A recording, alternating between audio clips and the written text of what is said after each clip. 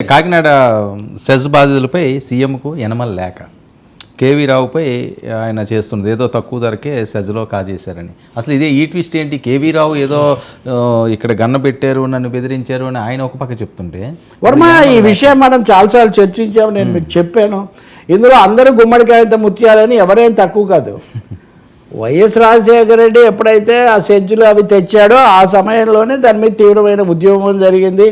ఆ తర్వాత ఆయన అనంతరం కాంగ్రెస్ హయాంలో, చంద్రబాబు హయాంలో ఇది కొనసాగుతూనే ఉంది పరంపర. కేవీ రావు కనీసం 900 కోట్ల పైన కేవీ రావు కంపెనీ వాళ్ళు కాకినాడ రేవు మీద వచ్చే ఆదాయము సెజ్జులకు సంబంధించింది తీసుకున్నారని అంతకుముందు నుంచి ఉద్యమం జరుగుతుంది. దీనివల్ల దివీస్ అన్నది వచ్చినప్పుడు కూడా ఆ దివీస్ వాళ్ళ మీద కూడా ఇటువంటి ఆరోపణలు వచ్చాయి. పవన్ కళ్యాణ్ స్వయంగా మా మిత్రుడు మధుతో కలిసి అక్కడికి వెళ్ళి ఆందోళనలు ఇవన్నీ కూడా చేశారు. ఇప్పుడు అవన్నీ ఏమయ్యాయి? యనమల రామకృష్ణుడు అప్పటి నుంచి ఇప్పటి వరకు తెలుగుదేశంలో ఒక సీనియర్ నాయకుడు. ఆయన ఈ లేఖలో కేవీ రావు అని మనం మాట్లాడుతున్నాం, ఆయన కేవీ రావు చౌదరి, ఇంకా ఆయన దివీస్ చౌదరి, ఇవన్నీ కూడా ఆయన రాశారు.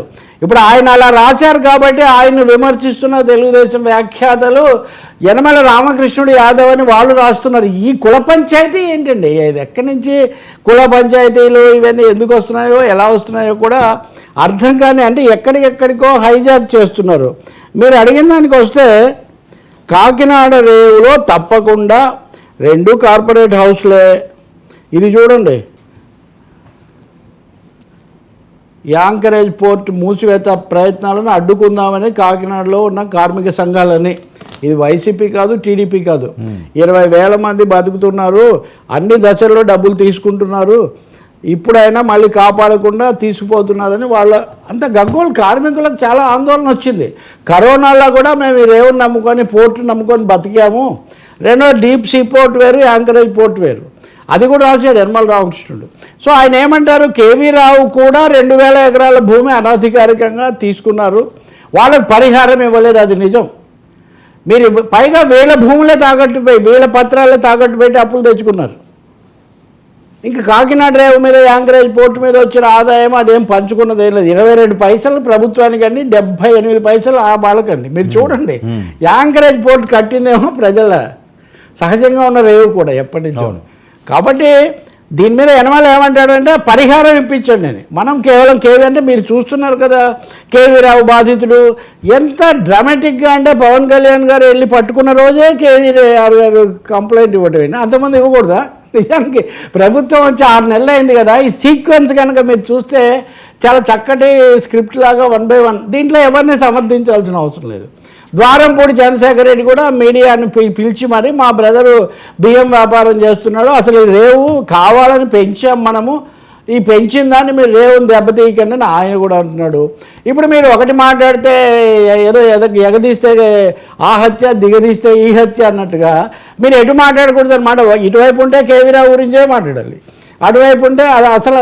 ఇంకా నా మీద కొంతమంది కామెంట్స్ మనం మాట్లాడిన తర్వాత ఏంటండి బెదిరించి రాయించుకోవడం ఏంటండి, కార్పొరేట్ ఒప్పందాలు అంటే ఏం తప్ప? ఇప్పుడు అదానియే స్వయంగా ఎన్ని రాయించుకున్నాడు ఈ దేశంలో, అంతర్జాతీయంగా కూడా ఇలాంటి గంగవరం పోర్టు ఎన్నిసార్లు ఎన్ని రకాలుగా మారింది. కాబట్టి అదాని చేసింది ఇంకొకటి చేయరని ఏమీ లేదు, ప్రభుత్వాల అండతో ఒత్తిడి చేయడం జరుగుతుంది.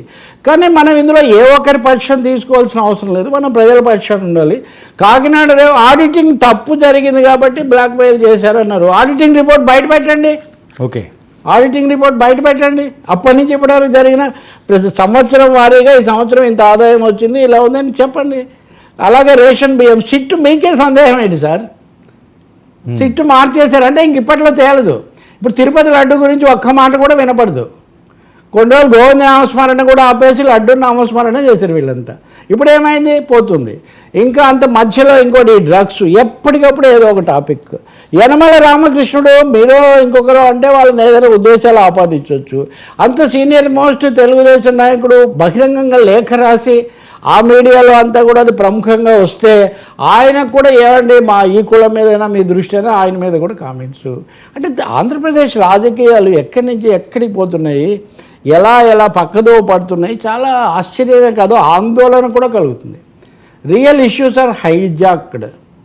సో యనమల మరి ఏం మాట్లాడతారో ఇవన్నీ వచ్చిన తర్వాత ఆయన కూడా అప్పుడు ఆ లేఖ రాసిన తర్వాత ఏమి స్పందించట్లేదు. ఆయనకు తెలుసు కదా, ఆర్థిక మంత్రి కదా, గోదావరి బిడ్డ కదా ఎప్పటి నుంచి ఎన్టీఆర్ హయాం నుంచి.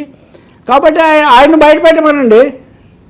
ఆయన ఇన్ని వేలు వచ్చాయంటే ఆ వివరాలన్నీ ప్రజలతో పంచుకుంటే కనీసం మిగిలిన ఛార్జీల కన్నా భూములు గల్లంతు కాకుండా రైతుల ప్రయోజనాలు మనం కాపాడుకోవచ్చు కదా. ఇప్పటికి కూడా ఉత్తరాంధ్రలో భారీ ఎత్తున షెడ్యూల్స్ ఆగిపోతున్నాయి. కాదన్న అదానీ ఒప్పందం కోసం అదానీకి 12,000 ఎకరాల భూములు కట్టబెట్టే ప్రయత్నం అక్కడ జరుగుతుంది. సో ఇవన్నీ కార్పొరేట్ ఇది చూడండి, సిట్ అంటే ఇక అంతేనా ఒక వార్త. ఇంకోటి సెకీతో ఒప్పందాన్ని కొనసాగించాలని దాదాపు నిర్ణయం అయిపోయిందని ఇప్పటివరకు అన్నీ ఒక పత్రికలో చూపడం ఎందుకు, నేను మీకు ఇంకోటి చూపిస్తా.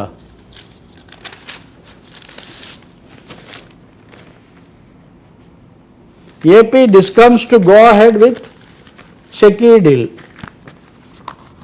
సెకీ డీల్ అంటే అదానీ డీలే ఏమండి.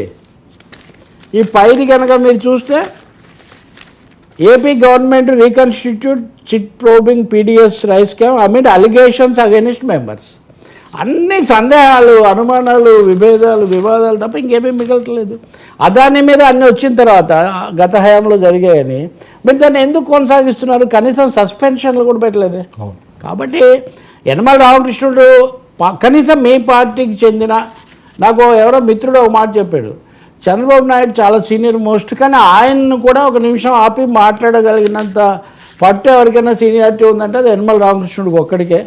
ఒక విషయం మీద ఆయన క్లారిఫై చేస్తే పార్టీలో కానీ కాన్స్టిట్యూషనల్గా కానీ ఓకే అని అనుకుంటారని, అటువంటి ఆయన లేఖ రాస్తున్నాడు. సో మీ రెఫరెన్స్ పాయింట్, రెఫరెన్స్ పండిట్, మరి ఇప్పుడు ఏం జరుగుతుందో చూడాలి. నేను ఇందాక అన్నట్టు కార్మికులు, స్థానికులు కాకినాడకు ఏదో ఉరిమురిమి దేని మీద పడినట్టుగా రేవుకు పోర్టుకు ఇది రాకుండా చూడాలని వాళ్ళు ఆందోళన పడుతున్నారు.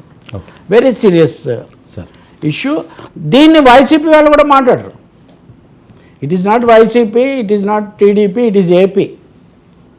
That is important.